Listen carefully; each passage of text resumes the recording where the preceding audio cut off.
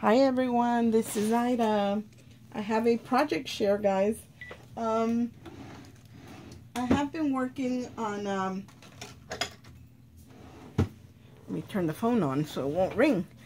I was kind of just messing around, you guys, because I wanted to create a box to house some some clay pieces that I wanted to gift in the Happy Mail that I'm working on. And let me move my stuff out of the way. And I did come up with a box, and I had bought these acetate boxes, guys, from they're in the baking section at Hobby Lobby, and these measure about 4 1/4 by 4 1/4 square, and they're about 1.5 inches deep. So, you know, I wanted to make a box, like I said, to house some clay pieces that I wanted to gift, or flowers, or whatever, that, you know, something that I didn't want to get damaged, but I wanted to make it into a drawer. I didn't want to just put it in the box and close the box up, even though I could. I chose not to do that. So what I did is I cut off the closure, all the edge, all the way around where the box closes, the flaps, so it would be a drawer. So this is what I created, you guys, and I will share with you what I use. Let me grab those acetate boxes real quick so I can share them with you. The acetate boxes that I used are these right here, guys. They're called treat boxes. They're $4.99, and you get 12 count, and they're 4.25 by 4.25 by 1.63. So that's a little over 1.5 inches. You know, deep in the sides, but it is like a 4 1/4 by 4 1/4. And all I did was cut off the flaps, you guys, and then I just assembled the box. Normally I didn't cut off the back. I only cut off one side, that way it could be closed in the back and be a pull drawer in the front. And then the other thing that I used to make, I do have a die that is by Tonic Studio that I bought a couple years ago, and it cuts out this kind of like belly band type of strip. What it doesn't do, it doesn't cut off the ends, guys. So I just used a 12 by about 5 1/2. See, it doesn't cut off at the ends. It can keep going if you wanted it to. So I just cut a strip that was wide enough, and I kind of centered it on the paper.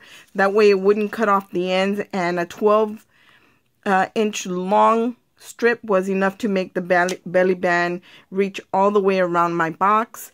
So another thing, this particular die, it's got two sides right here, guys, separate pieces where it cuts, and one of them will cut all the way the perimeter of this die. The other piece won't cut. It'll cut this section right here, but it doesn't cut off the ends. So, you know, that's one of the things I really don't care for about this die, because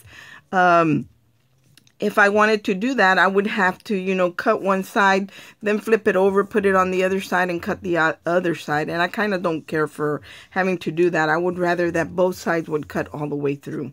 But that's just the way this die is.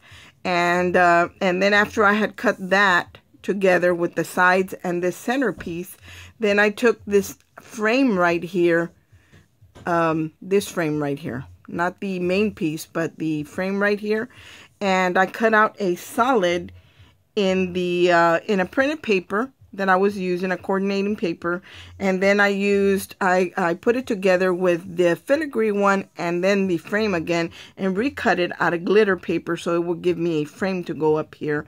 And this is the tag that I created I don't know, about a week or so ago, and I love the way it looks on this box, because this is like friendship mail during the Valentine season. So I had only made one, and I decided to just use it to embellish the box. I did have this for you on there, and what this does, it does cut out this shape, guys.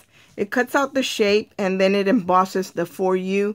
It's not very prominent, but if you use a solid colored paper, it will stand out. If you use a paper that's printed, the embossing is not going to stand out that much. But I don't know, here is the barcode or the UPC for this die, and it is by Tonic Studio. And here's a few images of what you can do with it, and it comes with an embossing folder as well. I don't think I've ever used the embossing folder, and I've never actually used it the way it's supposed to. Maybe I should, because this is a beautiful die, guys. And who made this? It's called it's right here's a number, guys. 22E something Idyllics Garland Fancy Embossing Folder and Die Set. So I guess that's the name right there, guys.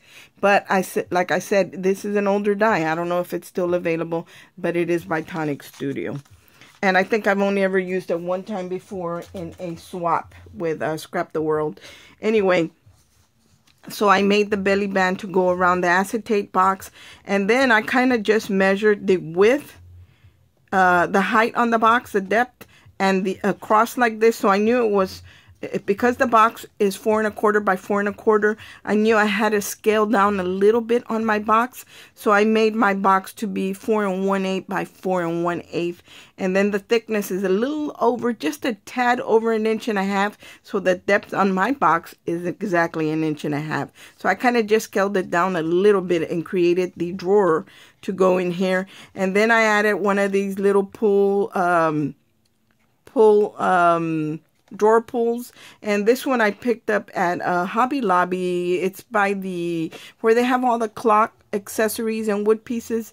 That's where they had this, and then I just added a bling to the center right there, and I attached it with some brads, you guys. And after I had attached it, I did glue it down and attach it with brads. And then after I had done that on the inside, I just kind of used, if you can see right here, just another little piece of white paper to cover up the brads for it to look more finished. Now I could have put a long strip, but I had a bunch of these little squares that I had cut off when I was making the box, and I didn't want it to go to waste, so I used it there because it's not real noticeable. And then of course here's some of my clay pieces that I am including in this box, and I have some more that are still drying, and that's what I want to include in here. Maybe some of these little cherubs, some of these keyholes, and different clay pieces. That's what I'm going to include here. Although when I pull this out, you guys, this tends to kind of sag down because the box is not that firm. So when I slide the drawer in, if I don't pick that up, it stops right there. So I kind of just have to tuck my thumb in there and close it all the way. That way it goes all the way in, and the acetate is sitting on top of the drawer. And here's the side view. It does have some filigree work, and then it does have some embossing. And then there's the back. I just kind of glued it back here in the back. And if you don't want it to move at all, just add some double-sided tape and to the acetate box when you wrap it, and it won't move on you anymore. And that's kind of what I did. I put a little strip right here and then a little strip right here so the belly band wouldn't fall off. And because I only made one of these tags, I decided to just go ahead and add it to the top of the box to just make it look a little bit more finished. Even though it did look finished, I didn't want to add roses and all of that to it. So I decided to just go ahead and add the tag that I had made. And it's on there with a glue dot. So the recipient, if they wanted to pull that off, they could pull that off. But, you know, I just think that it really does finish the box. And I really like the way it came out, you guys. And that way, even if I was making flowers, guys, or whatever I was making, this wouldn't they wouldn't get crushed. And if I decided to just use the whole box, the acetate box as is, I wouldn't do the handle, and I would just do the box, and then I would leave the flaps on there and close the box, and that would give it more stability where it's not going to crush my flowers or whatever I decide to put in there. But I kind of like the idea, guys, that you can pull out this little drawer. Like I said, the only thing I don't like is that this kind tends to curve down a little bit, and I do have to put my finger in there to lift it up and close it all the way. But look at how pretty that looks. I think it's really, really pretty. I also wanted to share with you guys the flowers that I had been working on. I did get quite a few done in the blues. These aren't the ones. Well, here's Let me take some of these out. I did finish a bunch of these flowers that I was working on. And I wanted to show you this one back here because I added Glitterific to that one. And I think it's really, really pretty. Look at this, guys, with the blue. And that's using this blue Glitterific right here. I don't even know what it's called. These are, it's hard to see the names on these.